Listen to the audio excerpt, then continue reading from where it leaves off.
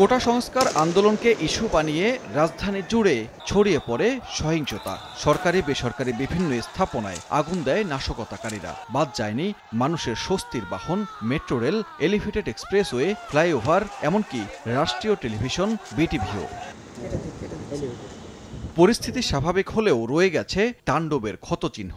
আর নাশকতায় জড়িতদের খুঁজে বের করতে মাঠে নেমেছে আইনশৃঙ্খলা বাহিনী। র্যাব ১-এর অভিযানে ধরা পড়েছে গণ অধিকার পরিষদের যুগ্ম সচিব তারেক সহ ৪ জন। সংবাদ সম্মেলনে বাহিনীটি জানায়, মিরপুর, রামপুরা সহ বিভিন্ন স্থানে সহিংসতার কথা স্বীকার করেছেন তারা।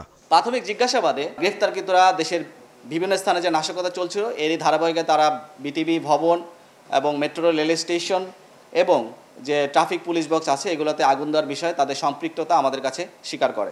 পরিস্থিতি স্বাভাবিক করতে ৯৭টি হেলিকপ্টার টহল অভিযান করলেও ছত্রভঙ্গ করতে টিয়ার সেল ও সাউন্ড গ্রেনেড ব্যবহার করার কথা জানান সংস্থাটির মহাপরিচালক। তবে গুলি ছোড়েননি দাবিদার। শিক্ষার্থীদের আন্দোলনের সুযোগে রাজধানীতে ১৩ ও ঢাকার বাইরে ৭টি স্থানে টার্গেট করেছিল বলে জানায় র্যাব।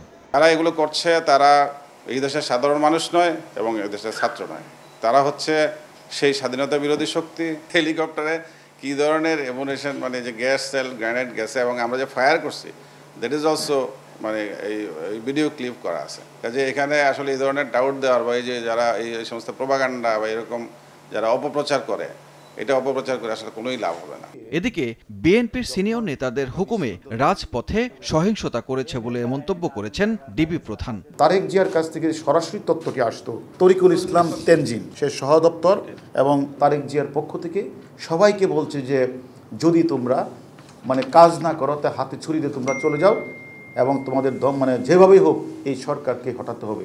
নাশকতায় জড়িত অভিযোগে এ পর্যন্ত বিভিন্ন স্থান থেকে ১৫০ জনকে গ্রেফতার করেছে গোয়েন্দা সংস্থা ডিবি। আমরা মনে করি বাংলাদেশ পুলিশ। সানবীর রূপল, সময় সংবাদ, ঢাকা।